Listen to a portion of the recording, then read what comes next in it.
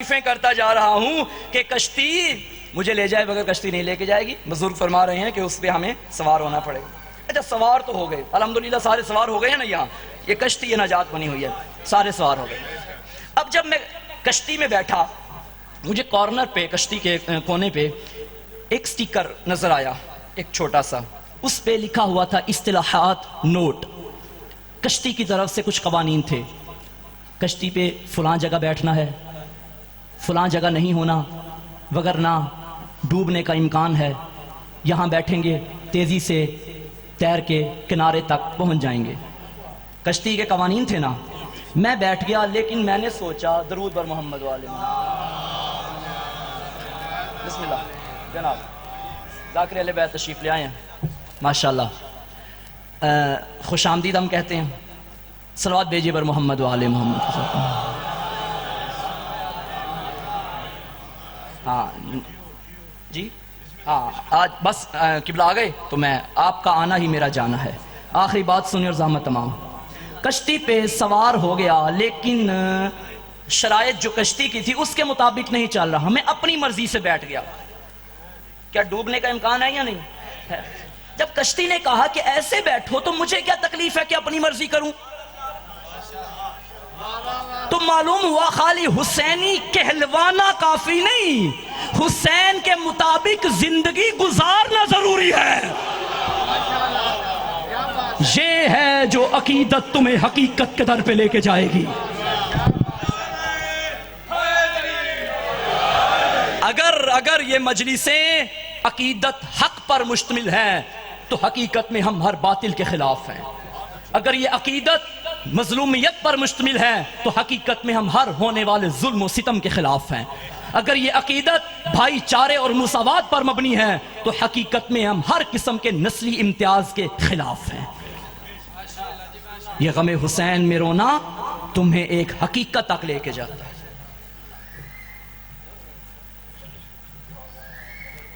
ایک بہن اور بھائی کے اجڑنے کا مہینہ آ گیا،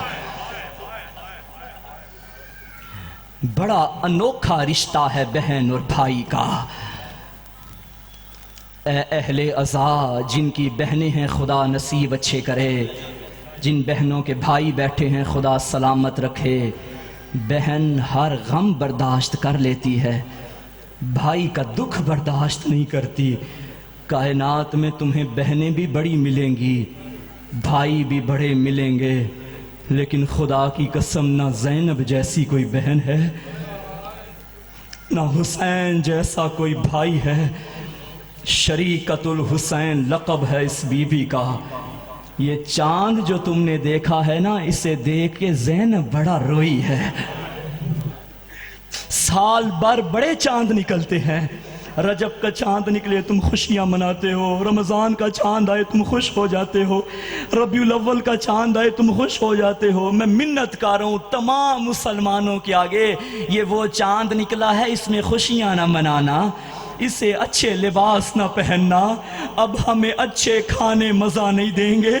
عزاداروں ہمارے بر صغیر کا رواج ہے نا، اگر کسی کے گھر کوئی بچہ پیدا ہو مائیں اس کے ہاتھوں پہ زیور ڈالتی ہیں، کوئی بچی پیدا ہو اس کے کان میں بالیاں ڈالی جاتی ہیں۔ میں سید زادہ ہوں، اپنی ماں کے آگے ہاتھ جوڑ کے کہوں گا اگر کسی کی بیٹی کے کانوں میں بالیاں ہیں نا، آج بالیاں اتار دے، بیٹوں کے ہاتھوں سے زیور اتار دے۔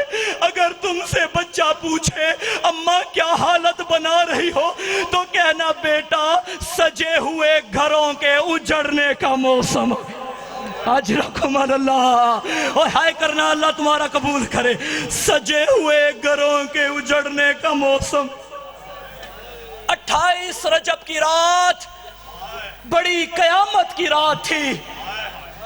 حسین نے فرمایا بہن زینب مجھے دربار میں بلایا گیا، ایک جملہ کہوں، جب سے حسن کے جنازے پہ تیر لگے تھے نا، اب زینب کو مدینے والوں پہ اعتماد نہیں رہا۔ کہتی تھی بھیا اکیلا نہیں جانے دوں گی، غازی تیرے ساتھ جائے گا۔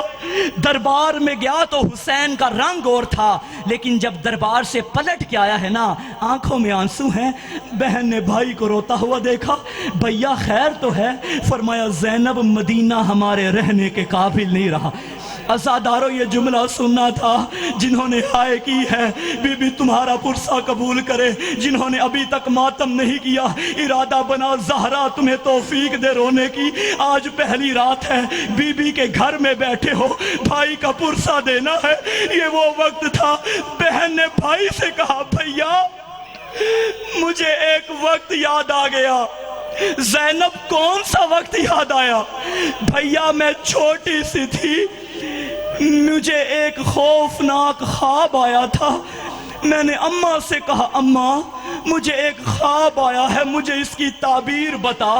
اماں نے کہا تھا زینب حسب معمول نماز فجر کے بعد نانا گھر میں آتے ہیں، یہ خواب نانا کو سنانا، نانا تجھے تعبیر بتائیں گے۔ حسب معمول فجر کی نماز کے بعد نبی فاطمہ کے گھر میں آئے۔ آج زینب جلدی سے در پہ گئی، دروازہ کھولا، نبی نے کیا دیکھا؟ چھوٹی سی زینب ہے۔ فرمایا زینب آج خیر تو ہے؟ پہلے میری بیٹی آیا کرتی تھی، آج تو در کھولنے کے لیے آ گئی۔ کہنے لگی نانا مجھے ایک خواب آیا ہے، میں نے تعبیر پوچھنی ہے۔ عزادارو نبی خاک پہ بیٹھے، چھوٹی سی زینب کو گودی میں بٹھایا۔ زینب بتا کیا دیکھا؟ کہنے لگی نانا، معاف کرنا عزادارو، نانا ایک بیابان صحرا ہے، تیز آندھی چل رہی ہے، مجھے بچانے والا کوئی نہیں ہے۔ نانا مجھے ایک درخت نظر آتا ہے، میں درخت کے سائے میں چلی جاتی ہوں۔ نانا آندھی اتنی تیز ہے وہ درخت بھی کٹ جاتا ہے۔ نانا مجھے ایک اور درخت نظر آیا، میں اس کے سائے میں چلی گئی، نانا وہ بھی کٹ گیا۔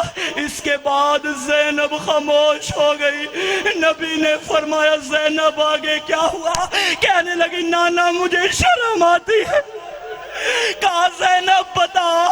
بی بی نے فرمایا نانا آندھی اتنی تیز تھی میرے سر سے چادر کو لے گئی۔ یہ جملہ سننا تھا، نبی نے ماتم کیا۔ فرمایا زینب پہلا درخت عباس تھا، دوسرا درخت حسین تھا، یہ صحرا کربلا تھا، یہ آندھی شام غریبہ، اور کوئی چادر لوٹے